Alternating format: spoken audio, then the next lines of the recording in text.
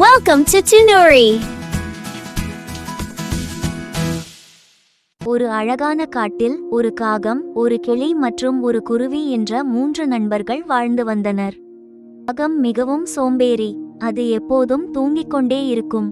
கிளியோ தான் மிகவும் அழகு என்ற கர்வத்துடன் இருக்கும். குருவி மட்டும் நல்லவனாகவும் புத்திசாலியாகவும் இருந்தது. அது ஒரு வெயில் காலம். காகம் மரத்தின் கீழே எந்த வேலையும் செய்யாமல் வழக்கம் போல படுத்துக் கொண்டிருந்தது. கிளி மரத்தின் கிளையில் அமர்ந்திருந்தது. குருவி மட்டும் மழைக்காலத்திற்காக குச்சிகளை சேகரித்து வீடு கட்ட தயாராகிக் கொண்டிருந்தது. அப்போது கிளி குருவியிடம் கேட்டது, மழைக்காலம் இன்னும் வரவில்லையே, அதற்குள்ளே ஏன் வீடு கட்டுகிறாய்?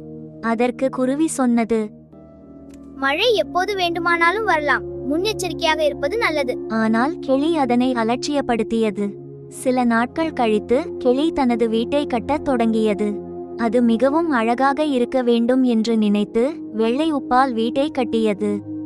அதை பார்த்த குருவி சொன்னது, நண்பா, உப்பால் வீடு கட்டினால் மழையில கரைந்து விடும்.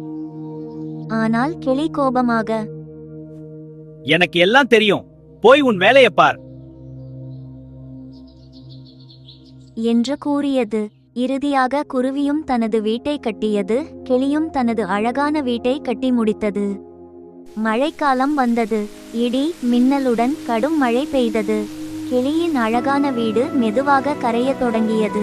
கிளி மிகவும் வருந்தியது.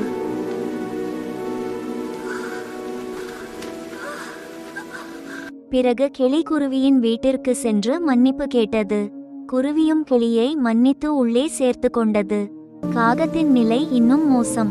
சோம்பேறித்தனமாக இருந்ததால் வீடு இல்லாமல் மழையில் நனைந்து நடுங்கியது. அதுவும் குருவியின் வீட்டிற்கு வந்து மன்னிப்பு கேட்டது. குருவி அதையும் அன்புடன் உள்ளே சேர்த்தது. நண்பர்களே, என் பேச்சை ஆரம்பத்திலே கேட்டிருந்தால் இந்த நிலை வந்திருக்காது என்று குருவி சொன்னது. இருவரும் தலை குனிந்தனர். மழைக்காலம் முடியும் வரை மூவரும் ஒன்றாக இருந்தனர். இறுதியில் அவர்கள் ஒற்றுமையுடனும் சந்தோஷமாகவும் வாழ்ந்தனர்.